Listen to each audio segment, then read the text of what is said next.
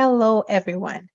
So, unfortunately, so much of healthcare is rushed, and so there isn't enough time to address foundational health behaviors. And so, because of that, people are quickly started on medicines, and the number of medications keep increasing. And I hear that as a common complaint. So today, I want to share 7 key foundational health behaviors that anyone can start doing at any stage of their health journey. And I'm going to share 4 of them today, and then the other 3 later in the next upcoming episodes. So I'm sure you've heard some of this before, but I encourage you to have an open mind and listen as I talk about these things, because really, when we know that when you know something, it's based on whether or not you're doing it, right? So if you're not doing it yet, then maybe you don't know it as much as you think you do. So, and there's always room for improvement. So I hope you listen with an open mind. My name is Ashaye. I'm a family medicine and lifestyle medicine doctor, and I'm the owner of In Touch Primary Care in Sugar Land, Texas. And at In Touch, we offer stress-free healthcare with direct access to the doctor, because we want our patients to get the care that they need without all the inconveniences and delays in the traditional healthcare system. You can learn more about our services at www.intouchprimarycare.com. And I'm going to ask that you hit the subscribe button if you're watching us on YouTube, because that's how we get the word out, and other people can get this information. All right, so let's get started. So I had a patient that came to me, had high blood pressure, diabetes, high cholesterol, and after a lot of time talking about these healthy behaviors, this patient's diabetes is well controlled on one medication. Their cholesterol has gone down from the 200s to about 80. They're on a low dose statin, but it went down remarkably on just one low dose statin. Also, their blood pressure is well controlled. So when I describe these foundational things with my patients, I kind of talk about it as though we are building something, right? So with our health, we have a foundation. Think about like a table that has 7 legs in this scenario. We'll talk about 4 of them today. And think about the 4 of them on the edges. Those are like, things, and then you can think about 3 kind of coming out in the middle to give it extra solid, to make it extra solid. So when the table is sturdy, then you can build on it, So when you have healthy lifestyle behaviors, and then maybe you need to add medicines, maybe you need to add vitamins, maybe you need to add supplements, that's fine if the foundation is healthy. But if you're just piling up medicines and vitamins and supplements on top of a shaky foundation, that's not going to stand. And that's what happens a lot of times. And that's why a lot of conditions just keep getting worse and worse, and you keep adding more and more medicine instead of, when you have a solid foundation, what tends to happen is over time, you tend to be able to reduce your dependence on medication, which is something a lot of people want.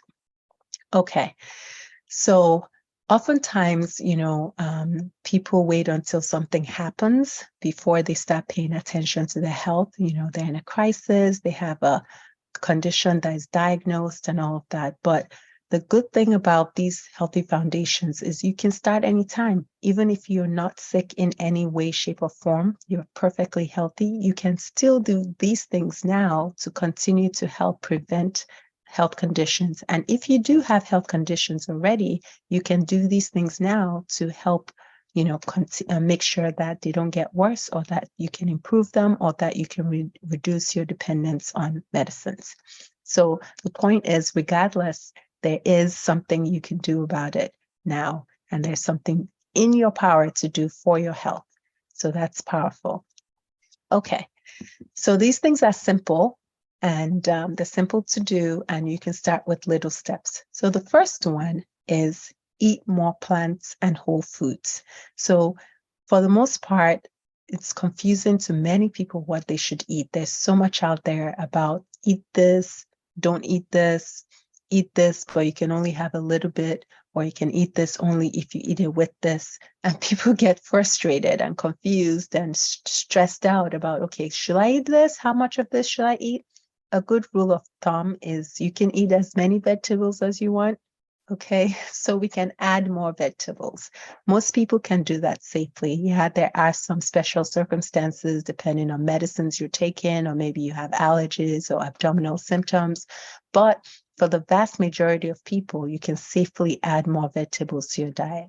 And that's where I start with a lot of people. Instead of talking so much about what you cannot eat, I talk about what can we add? What vegetables can we add to your diet?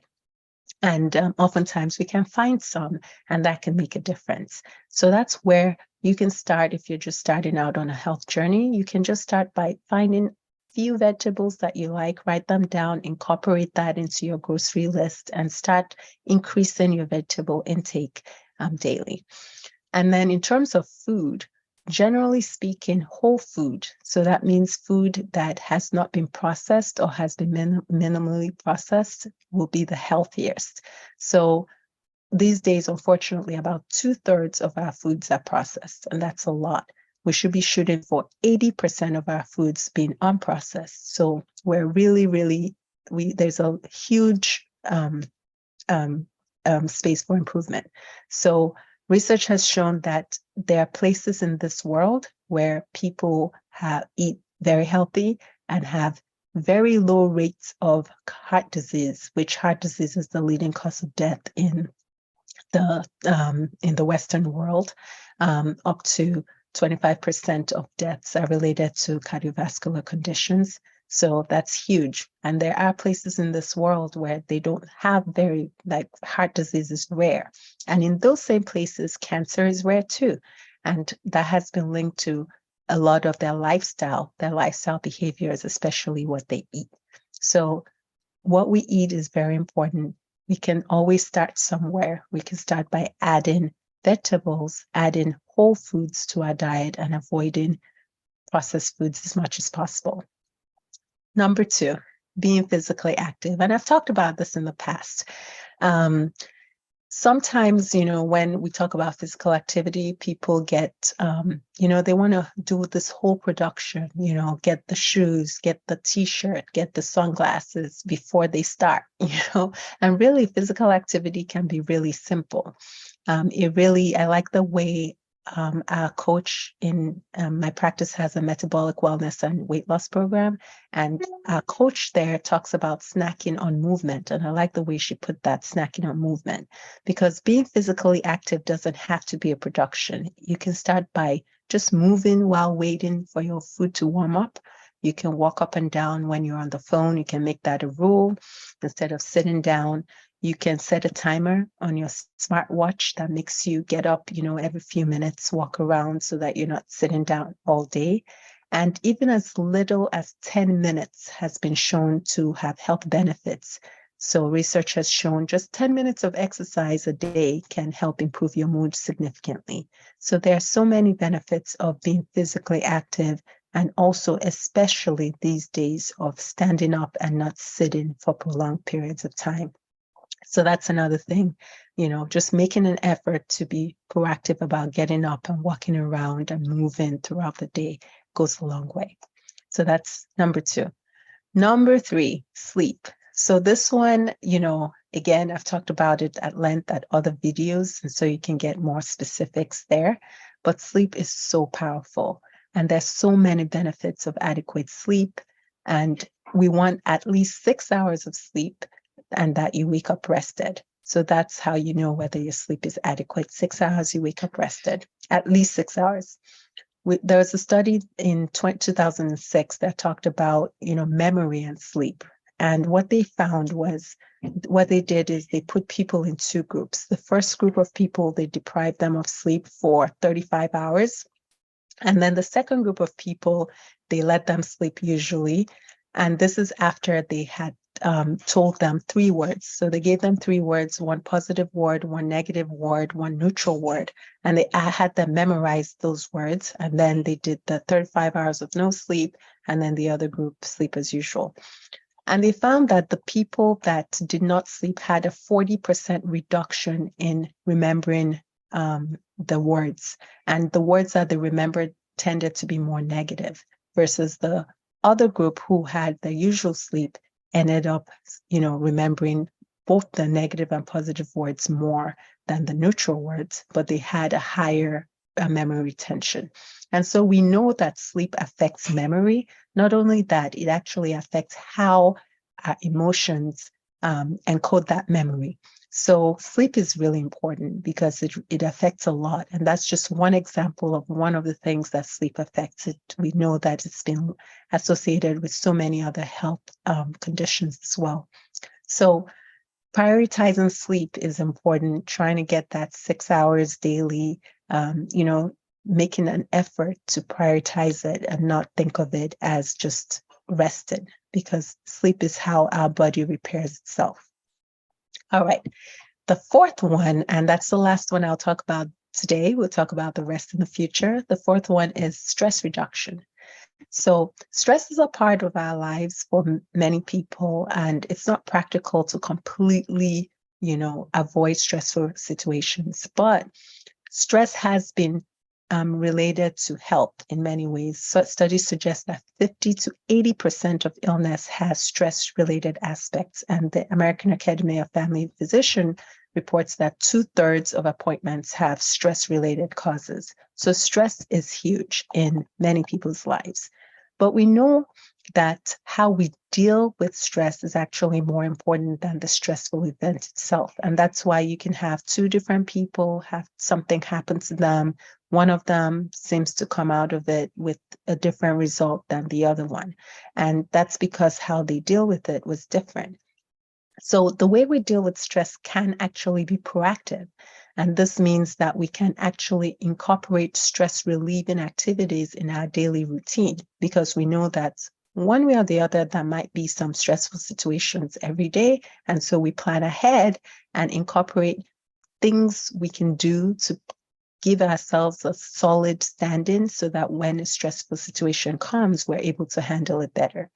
And so sleep is part of that. Eating a healthy diet is part of that. Being physically active is part of that. But again, it could be other activities that you enjoy doing that help you relax just for a little time every day, making sure to engage in those activities.